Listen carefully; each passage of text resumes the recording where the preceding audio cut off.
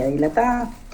Ya luego, en la fase clínica, ya vamos a encontrar, ¿verdad?, en ecocardiograma manifestaciones de hipoquinesia, ¿verdad? Y posteriormente, pues ya el cuadro florido al que estaríamos acostumbrados, que serían miocardios verdaderamente dilatados. Ahora, la miocardiopatía dilatada se ha visto que es una de las condiciones en donde tenemos muchas enfermedades sistémicas que van a desencadenar o van a llevar a estos pacientes a la afección de la fibra miocárdica y su posterior dilatación. Entonces, son condiciones que a veces nos llega el paciente ya dilatado y tenemos que investigarlas desde cardiología, o a veces nos llevan, ¿verdad?, una referencia desde, por ejemplo, el hematólogo en los pacientes que tienen aumento en el depósito de hierro, ¿verdad?, para seguir tamizando porque en algún momento va a ser la manifestación cardíaca. Entonces, la dilatada estamos acostumbrados a verla en aquellos pacientes que tienen consumo de alcohol y una predisposición genética. Es una de las pocas condiciones en donde tenemos cierta reversibilidad, por lo tanto, siempre va a ser adecuado parar, ¿verdad?, en esos pacientes completamente la ingesta de licor. En hematología, como les decíamos, esas enfermedades de depósito de hierro, en la enfermedad de Fabry, que es depósitos, ¿verdad?, que se dan a nivel renal y a nivel cardíaco, la sarcoidosis, ¿verdad?, que son enfermedades compartidas también a nivel de reumatólogos e inmunólogos. En lo que es el lupus, ¿verdad?, también podemos ver que una manifestación de este compromiso y de crisis inmunológicas puede ser la dilatación.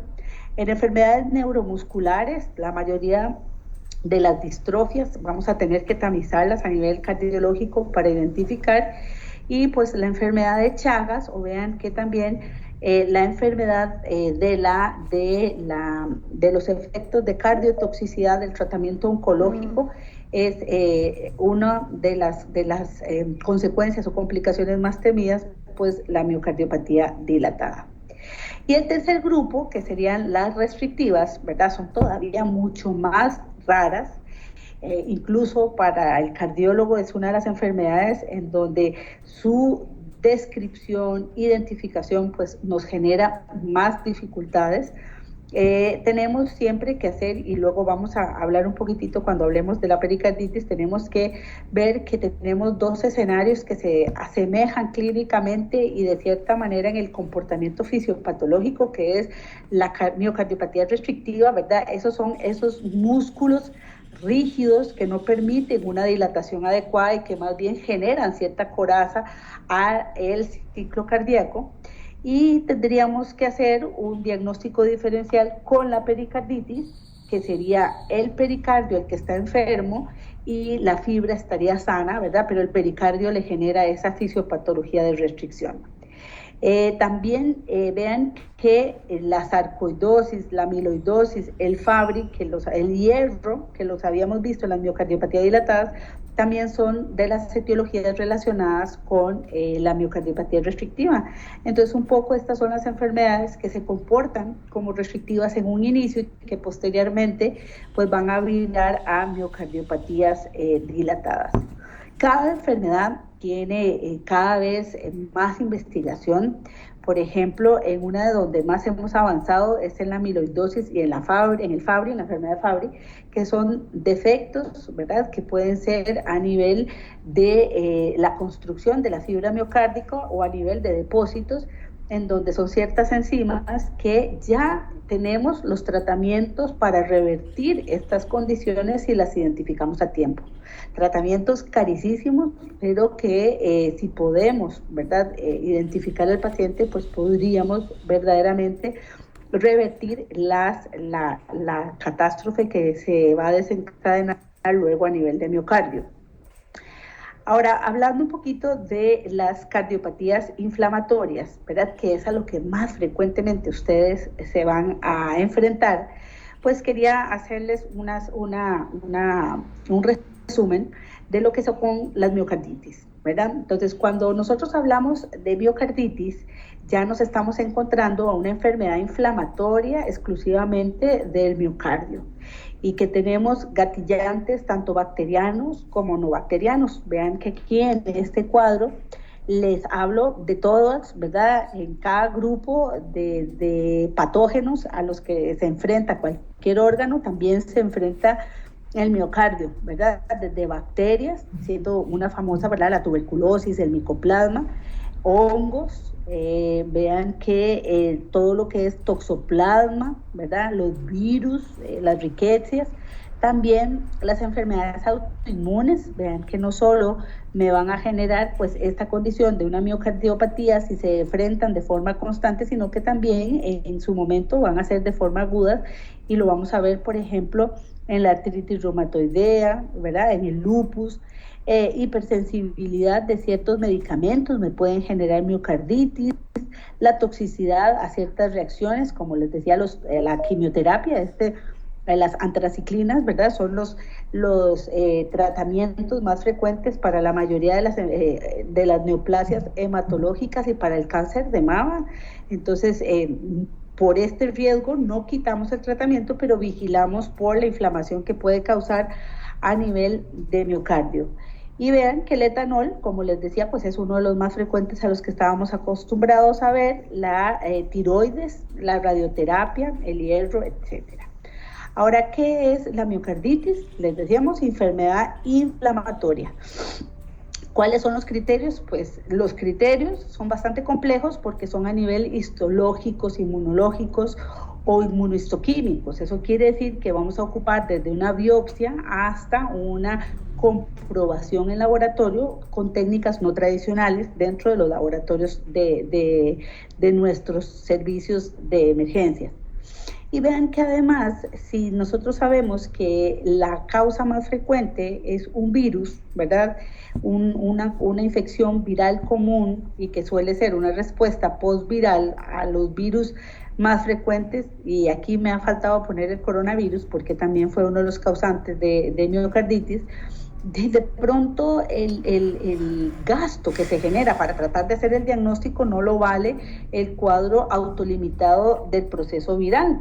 Entonces, es difícil de comprobar el diagnóstico, pero es una condición bastante frecuente que generalmente suele ser autolimitada, y por lo tanto, pues hacemos la sospecha diagnóstica con un poquito de las herramientas que ahora les vamos a dar.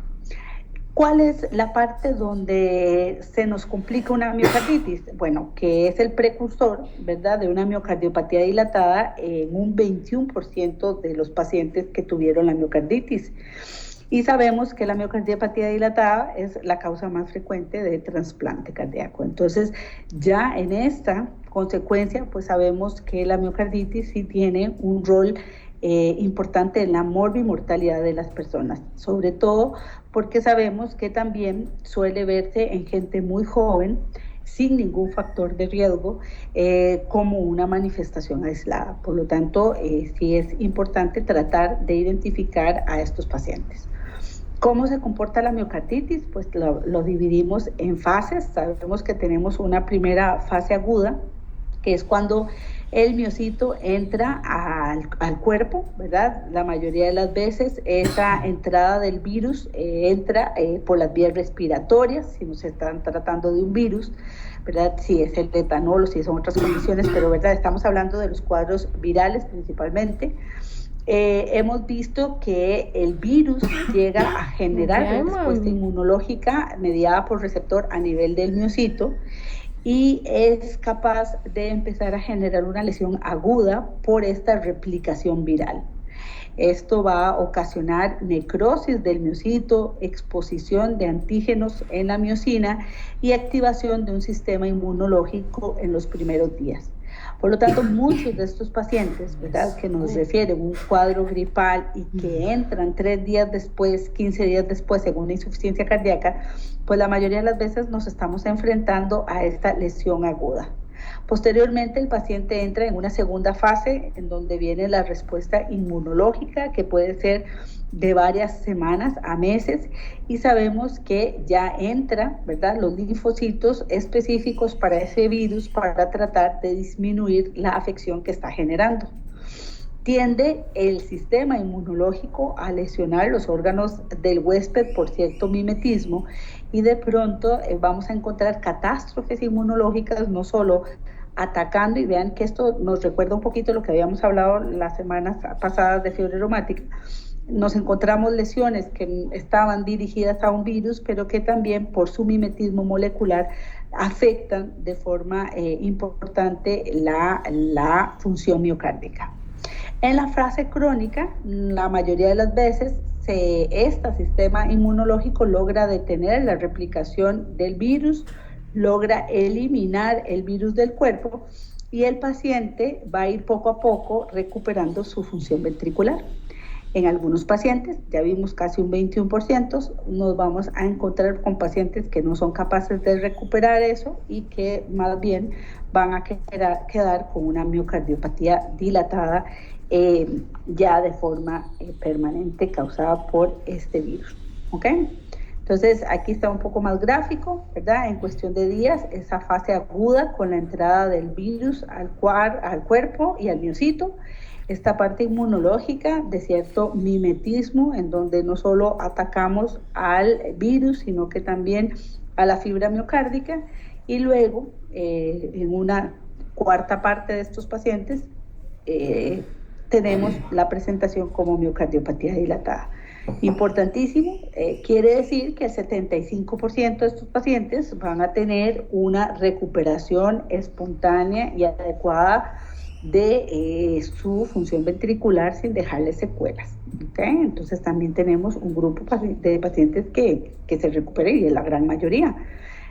Pueden presentarse desde asintomáticos, algunos van a tener dolor de pecho, algunos se presentan con este shock cardiogénico refractario, algunos solo hacen arritmias.